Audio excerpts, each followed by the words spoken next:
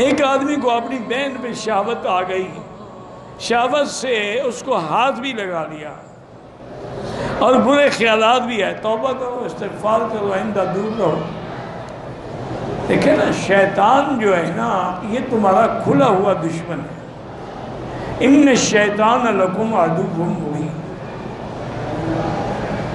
پھر جو اس وقت ہمارے گھروں میں اللہ کا ایک عذاب ہے، وہ ڈش ہے اور کیبل ہے اور ٹی وی۔ اس پہ ہماری لڑکیاں بھی لڑکے بھی بیٹھ کے گندی گندی فلمیں دیکھتی ہیں، ان فلموں کے ان پر اثرات مرتب ہو،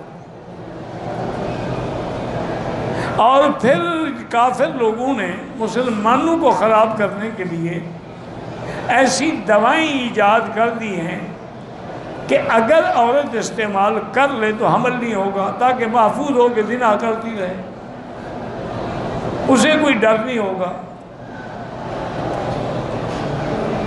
اور پھر وہ عورتیں زنا کرتی رہتی، حمل تو ہوتا نہیں۔ اچھا، اب جب شادی ہوگی تو بھی کنواری تو رہی نہیں، بیکارہ تو ہے نہیں، اب کیا کریں؟ اس کا بھی انہوں نے حل کر دیا ہے۔ لیڈی ڈاکٹر اندر 2 ٹانکے لگا دیتی اور ایک خون کا بھرا ہوا کپسول رکھ دیتی۔ میاں بیوی جب ملتے ہیں تو سارے کپڑے خون و خون ہو گئے، میری بیوی بڑی پاک صاف ہے، چاہے وہ 100 چوہا پہلے کھا کے آئی ہوئی ہو۔